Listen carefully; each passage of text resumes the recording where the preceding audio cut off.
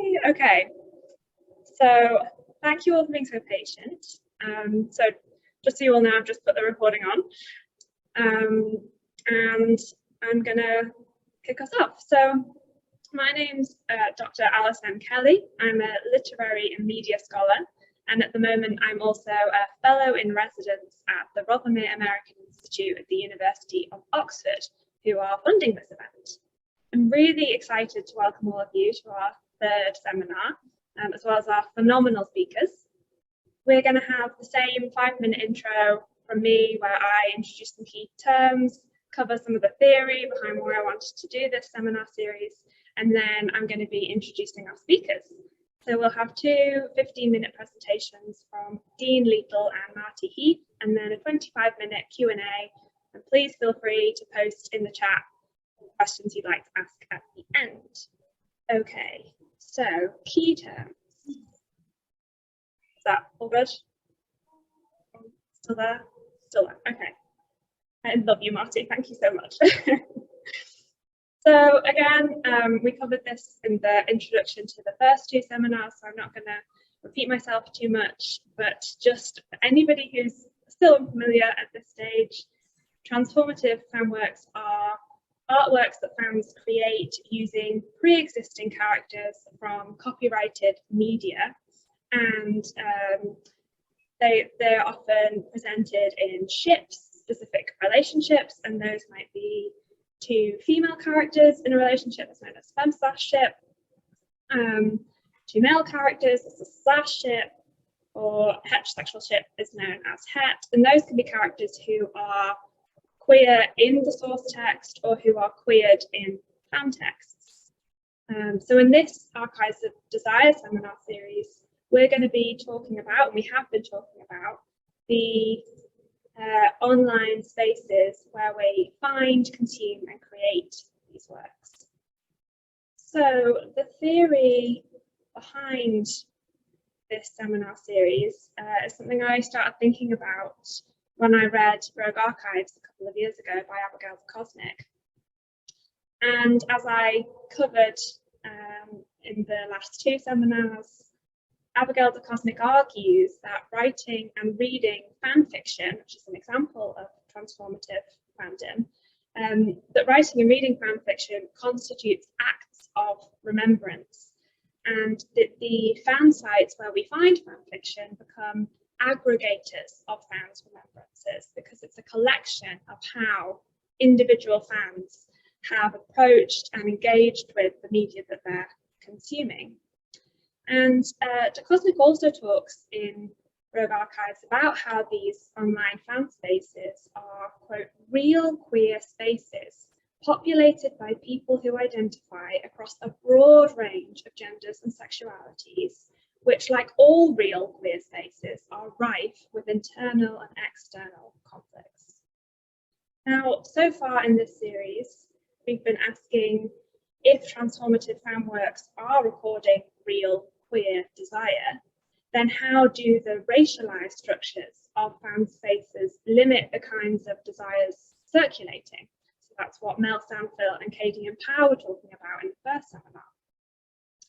We've been asking, how does fan-made queer memory relate to media-produced queer memory or other forms of queer history, as Sarah Sinwell and Emily Kocher discussed last time?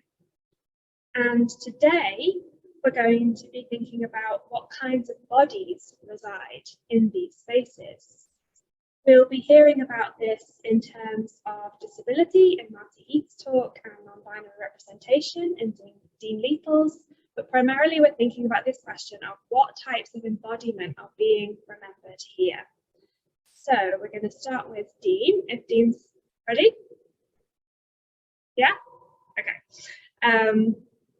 Dean has recently completed their master's degree in gender studies. Their research won the Zafria and the ZEB, as well as a departmental award for excellence. He published a paper about alternative disability activism based in fan fiction and in care ethics. He is in the process of publishing several works about trans and non-binary representation in novels and television. He is a TA and research assistant, as well as a dissertation advisor at Illan University, They've been queer trans activists since being a teenager, the first out genderqueer and organiser of the first genderqueer group in their country of origin. So I will stop sharing now. Dean.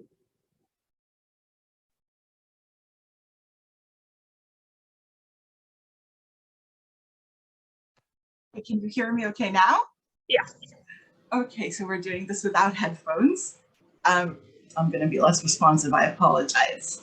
Let me share my screen.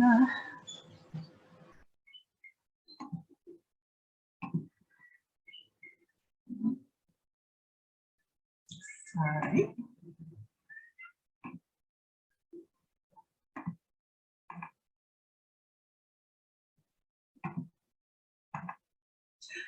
Oh. Okay, can everyone hear me? Yes. Okay, I am so excited to be here. I've been loving this series so far, and I'm so honored to be part of it, but genuinely, I'm so thankful. Before we can get into my extremely interesting own theories, we need to make sure we're all on the same page when it comes to Butler's model of gender creation. Now, that is a little bit theory heavy, but we'll get through it together. And I promise on the other side, there's going to be a lot of queerness and a sprinkle of pirates. So, Butler's model of gender creation tells us that people are not born with a gender. Gender is a social construct. It's created by everyone in society. There's not one person that dictates gender for everyone. It's something that everyone creates together. The way it works is that had I been a woman, for example, I would be looking at other women and copying how they are expressing or how they're doing women, doing womanhood. That's a whole different thing, doing women. So I would be looking, for example, at my aunt, and I like her dress. I'm gonna get myself a dress like that in order to be a woman. Looking at a celebrity on television and copying her hairstyle, and people would be copying me. And through this continuous collective copying effort, we would be creating what being a woman is and creating ourselves as women. Butler says people can't just, it doesn't mean that people can just opt out of gender. People make tiny, tiny adjustments, like maybe I want my aunt's dress in a different color, maybe I want that hairstyle but with bangs. And if people copy me and it catches on, it kind of changes the structure of what being a woman is over long periods of time. Butler says there's no way for us to just completely leave gender or do something else or invent new genders. First of all, because society is going to be really violent towards us, which unfortunately is true, in many cases at least. And the second reason is because people just won't get it. Butler talks about gender as something that comes from communication. So had I decided that I'm gonna start doing a gender that it cares a whole lot about not sitting in chairs that have handles. And I would be going around the world looking at chairs with handles the way some men look at the concept of wearing a dress. And I would be looking at those chairs and going, oh, I could never sit in something like that. People wouldn't be going, oh, that's Dean, they're the gender with a chair without the chair handles. They would just kind of side-eye me and look at me weird. So there's something about a transcript on my screen. Is that okay? Okay, sorry. Yeah, they would just be looking at me weird. So there wouldn't, because my gender wouldn't be a thing for them. I couldn't be expressing that I'm part of that gender because it's just not something that exists. So, done with Butler for now. Back to fan studies. When we look at fan studies, particularly the research, but the communities as well, transgender people and people outside of the binary have been erased in pretty big ways, like for a very long time. It's just something that's starting to change lately. A lot of fan studies has just been going with the assumption that people who read and write fan fiction are women, often with kind of an unspoken cisgender and white women added to that. A lot of classic fan fiction went further beyond that. I'm singling out Kustritz here because I'm evil. There are all kinds of different wacky theories about who fans are. According to this one theory from 2003, people who read and write fan fiction are not just women, they are heterosexual women who are married to men, who are college educated and unhappy in their job because they are too highly educated. So they turn to fan fiction to kind of work through their frustration. Thankfully, like you can see a little bit in the PowerPoint, now past research, but future from then research disproved a lot of that, thankfully. So one of my favorite theories to discuss is something that I call the covert heterosexuality model. It's one of the most popular theories in fan studies. A lot of people wrote about it. Basically, it tries to answer the question, why are all those very heterosexual women who are not at all queer, why do they like Slash? Why do they like stories about men having sex with one another? Are they perverts in some way? No. The theory says, actually, Slash stories are not about relationships between men. They are actually heterosexual if you really look at them. Basically, the theory goes, or some versions of the theory go, those heterosexual women who are married to men are feeling oppressed in their relationships because there's oppression towards women in society. And they're trying to envision ways that they can be,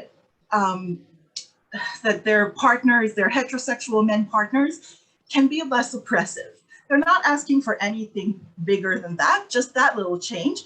Let's kind of envision collectively how men can be more feminist towards their wives.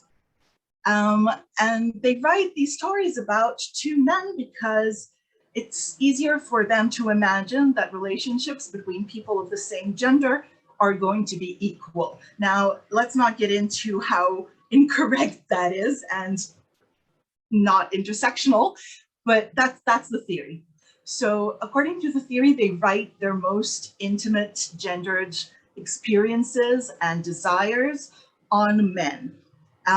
Things like virginity loss, being sexually assaulted, dealing with society's demands in a gendered way.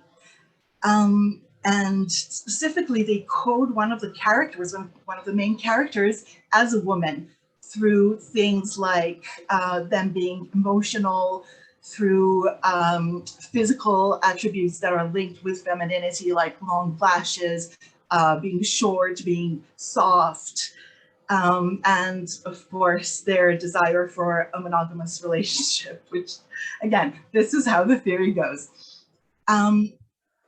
So basically, this theory, in a lot of its iterations, it seems to be intended to disprove any kind of perversion or queerness. These are good heterosexual women and they're not a danger to society. But the thing is that when when we look at this theory, when we reinsert the existence of transgender people and non-binary genders, and we look at that theory again, it comes out a little bit different. First of all, we're talking about women or assigned female at birth people that feel like they can express their gendered experiences and like most intimate ones on characters who are men. It's like the pipeline of playing D&D characters that are not, that's my cat, playing D&D characters that are of a different gender to being trans. I'm not saying everyone is doing that. I'm not saying that all people who write or read Slash are trans. I'm saying,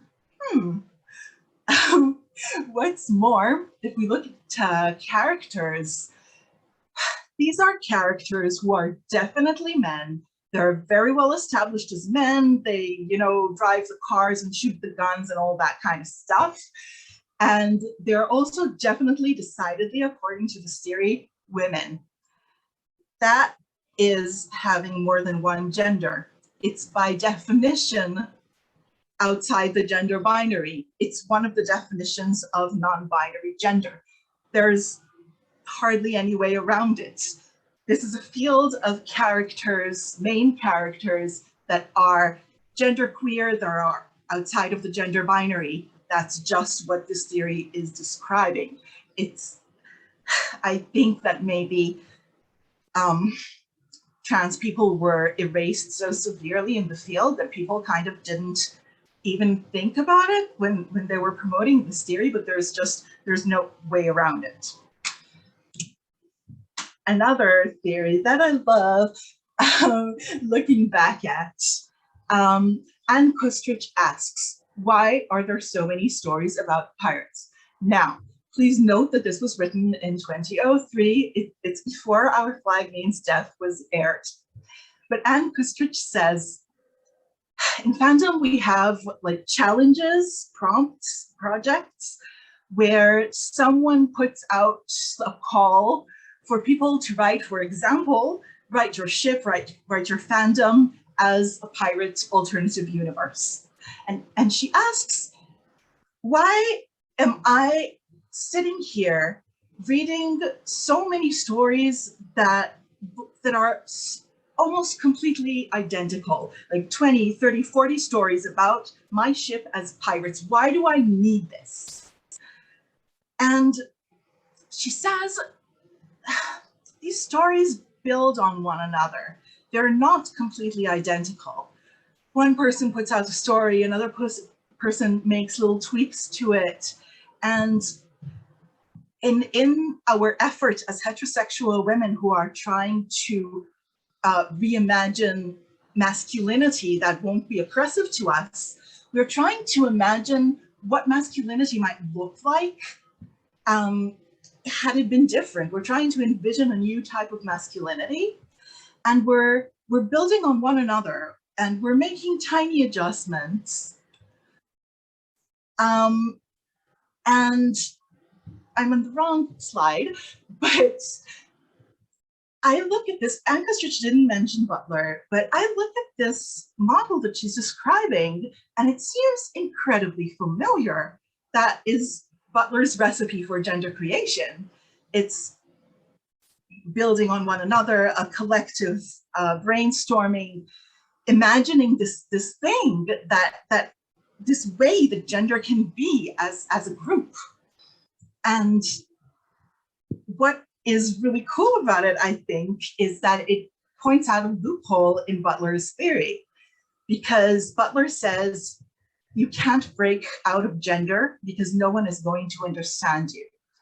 But maybe when there's not just one person standing against this huge structure that they can't change, and it's thousands of fans, what if communities of fans can change the gender structure together?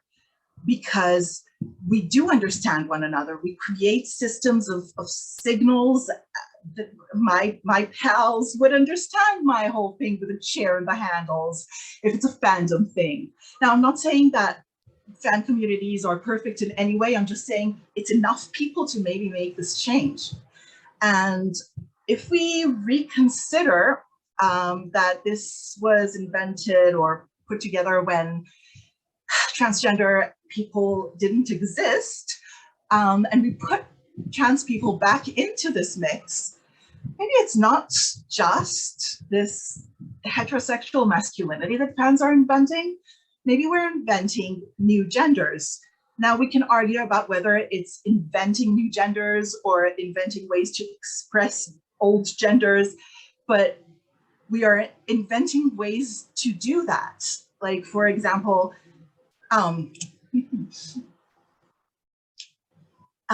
if I, as a fan, am writing a story, for example, about Dean Winchester, and I'm trying to get his character right. So I will be focusing on gendered attributes and trying, and as well, bringing them into the world on my body. I would be doing things like biting my lip, like I've read other fan fiction writers saying that Dean does. I would be rubbing my palm over my face. It's a thing in fan fiction for Dean. All these little gendered things. I would be saying out loud Dean's lines to hear whether they ring right. So I would be doing this gender in the world in a small way. When I read Podfic, which is like audiobooks for fan fiction, it's a step further. I'm trying to kind of channel Dean's intonation. I'm gonna try to maybe sit like Dean, move like Dean, to get that gender right. And of course, cosplay is another kind of way to do it. Maybe, this is just speculation, but maybe some people care so much about getting details accurate in cosplay because it's getting right the copying of this gender, just a speculation. So, so maybe together as fans, we can support one another and invent these creative ways of doing gender together that can exist in society, that are outside of this whole impossible, immovable binary. And we can maybe be ourselves more and uplift one another to be themselves more as well. Thank you. Thank you, Dean. That was lovely. Okay, so remember, if you have any questions for Dean, write them in the chat. And now I will introduce Marty Heath. So Marty, who uses they, them pronouns, is a student from the University of Illinois at Chicago, working towards their PhD in communication and a certificate in disability ethics. Much of Marty's research has explored how the process of adaptation reveals the strengths and limitations of various storytelling mediums. This includes examinations of how the norms of different genres and platforms dictate certain changes to the plot, individual characters, and even world building.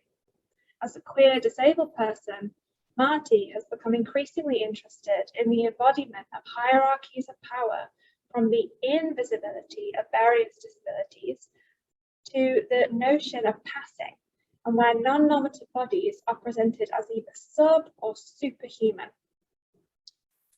So take it away, Marty. Thank you so much. Let me grab my slides really quick.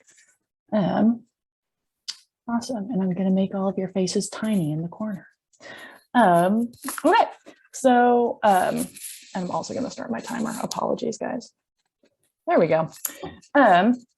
So today I'm here to talk to you guys about what forms of disability are viewed as acceptable in queer fan fiction.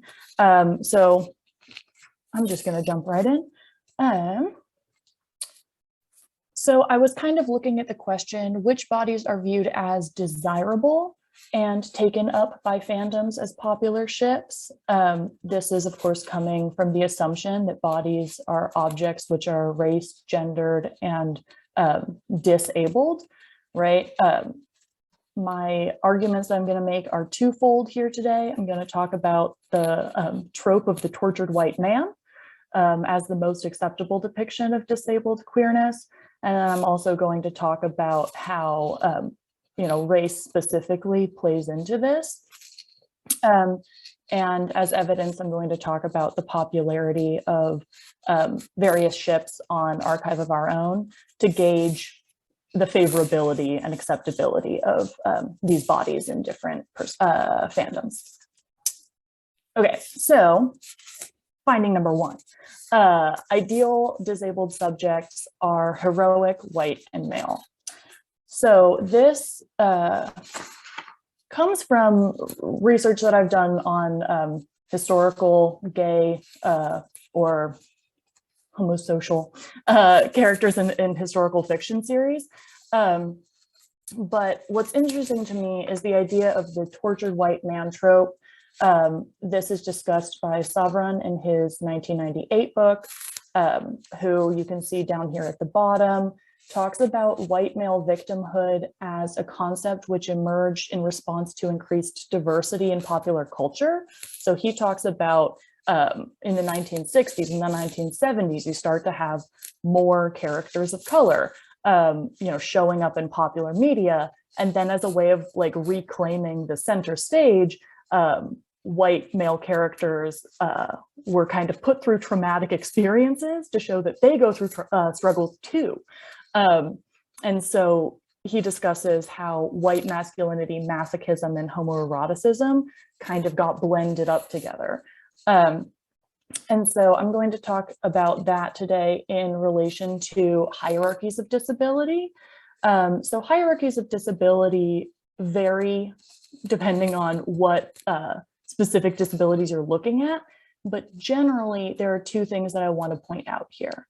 The first is that the origin of the disability matters in how it is perceived. So if somebody has been through a traumatic incident that was heroic, that is an ideal way to get a disability. Was it an accident? Were you born with it? Those are somewhat neutral, versus if the disability is viewed to be your own fault, then people tend to have a more negative view of said disability, right?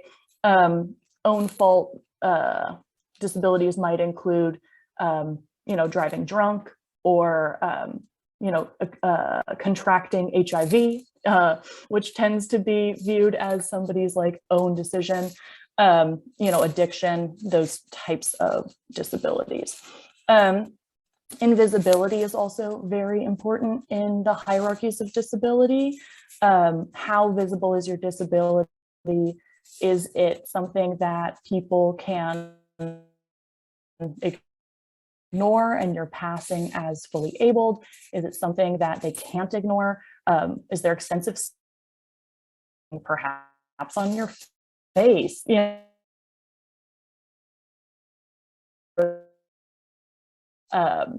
Prosthetics can or cannot ignore your disability. It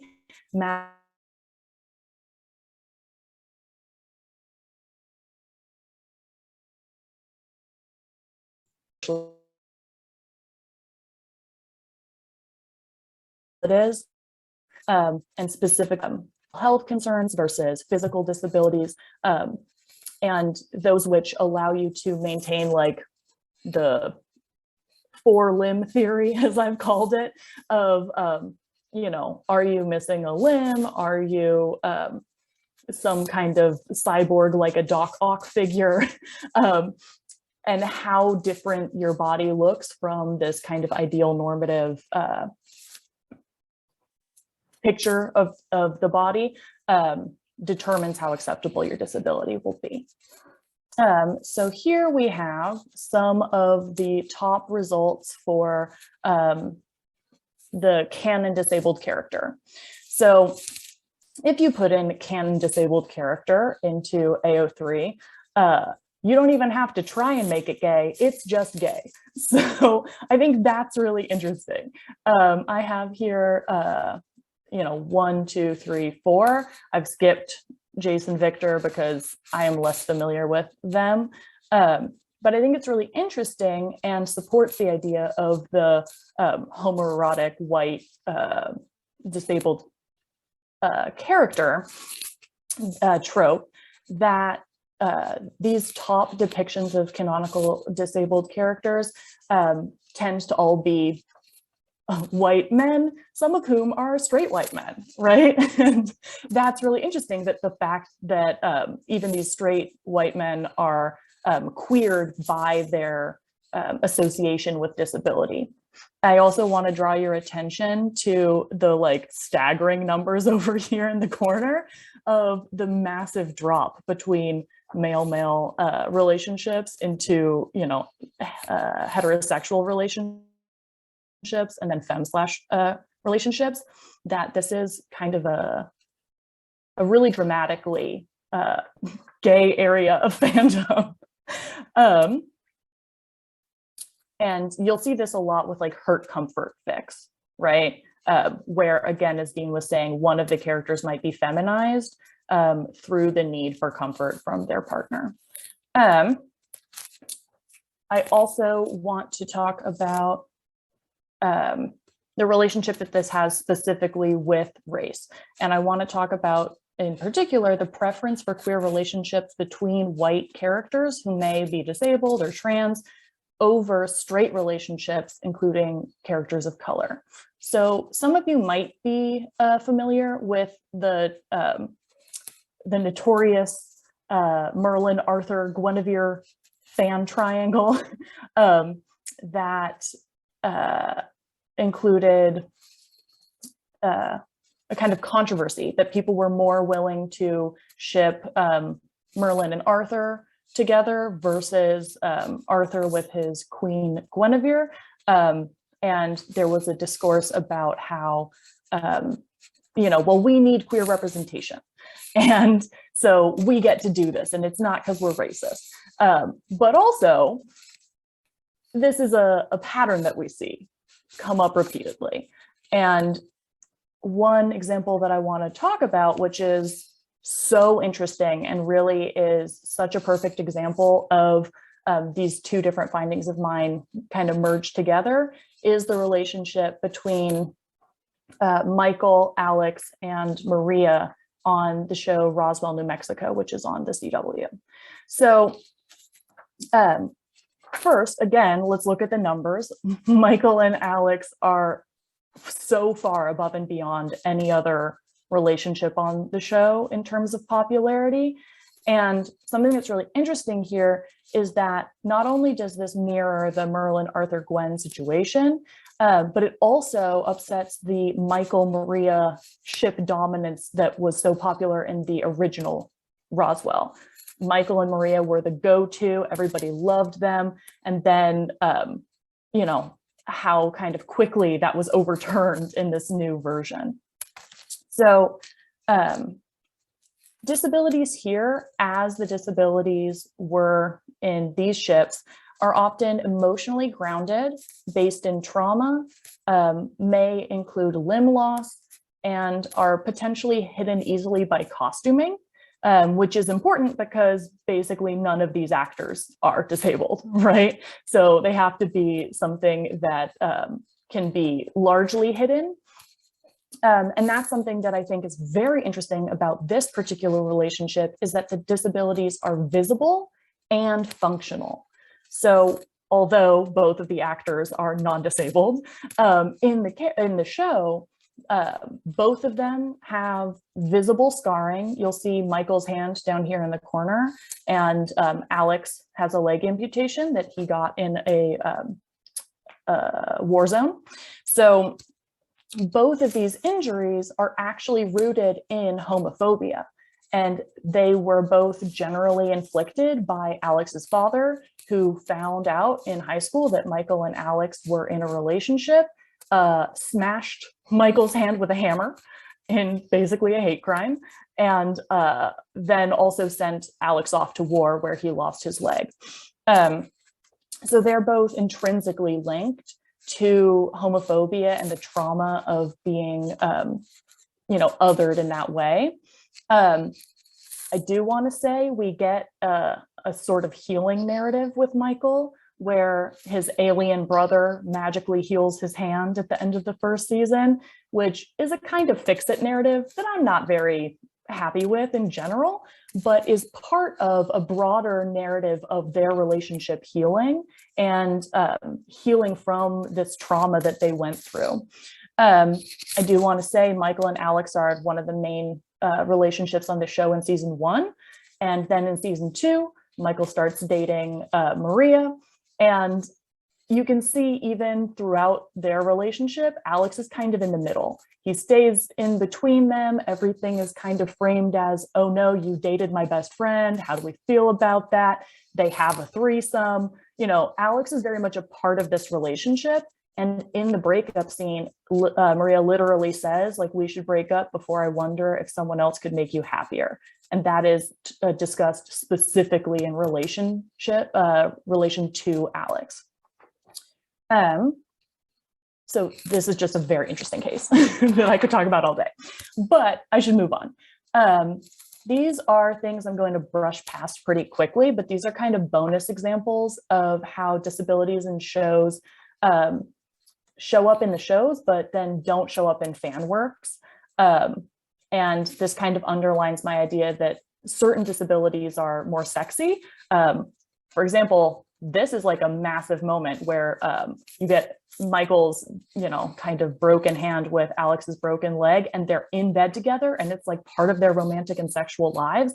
That is basically something that you never see. So here we have disabilities which are in the canon, but then are rendered invisible in fan works. And also, I think it's ridiculous how this character, who I love, this relationship that I love, where they're only in like 7 episodes, has 28 ships together and this entire cast throughout all of Pose. It's just 38 fics total. And I don't know if that's because people don't feel comfortable writing from this perspective if they're not of the Black queer community. You do see Pose characters shown up in other visual mediums like some YouTube and a lot on Tumblr, but the stories aren't there. And in the stories that are here, the disabilities like HIV, AIDS, addiction, and cancer diagnoses are all ignored. And some people might say, but what about Malik? There's this like beloved couple, but even they reiterate this kind of invisibilizing and hierarchy of disability. So Magnus is a warlock. Warlocks in this universe have non-normative body features that like mark them as other, but his difference is cat eyes, which distinctly allows him to retain a whole body. The fics about them include a disability focus sometimes, but that again is very much on the mental health and not on the physical difference. And there are some fics about viruses, which was really interesting in comparison to Pose, but these viruses are not actual illness. They are like supernatural behavioral changes, often sexualized, that like, oh, I was overcome by this like magical thing. And so it's not actually about the embodiment of illness. 2 minutes, Marty. Yes, thank you. I also want to point out that a lot of the fics that I have found in this reading is that the stories minimize racial and cultural difference in these characters. So they might be people of color, but you're not getting a rich understanding in the fan fictions about them, how their races play into their daily lives or their relationship. Magnus is like a bazillion years old. And, he has a very different cultural background because of both time and place. And that's, ignored. I do want to say that Alec's race is different between the books and the TV show. Alec is white in the books. So there is some possibility that where both Shadowhunters TV and Shadowhunters books are tagged in the same fiction, that is one of the reasons that race doesn't play into that as much, that Alec's identity as a person of color is rendered invisible, but it's still notable. And again, I want to draw your attention to the radical difference between this kind of gay story and then the first, straight fic on there.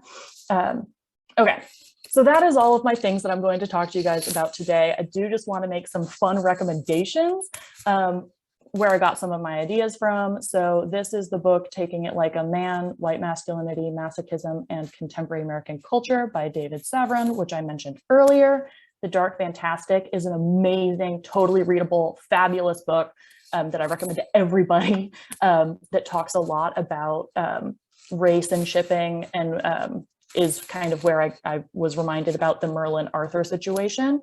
And Adrienne Raw is fabulous, and I feel like underappreciated perhaps. So you can check her out. She talks about normalizing disability and disability tagging in specifically the MCU, and she talks about physical disability versus mental disability. And then I didn't necessarily use any ideas from James Somerton, but he has a fabulous YouTube channel where he has like really long video essays on topics such as queer baiting, shipping as gay culture, and toxic representations of queerness. So those are fabulous. And then my contact information is down in the corner. Thank you guys so much. And I will stop talking now. Thank you, Marty. That was amazing. Okay, I'm going to stop the recording now.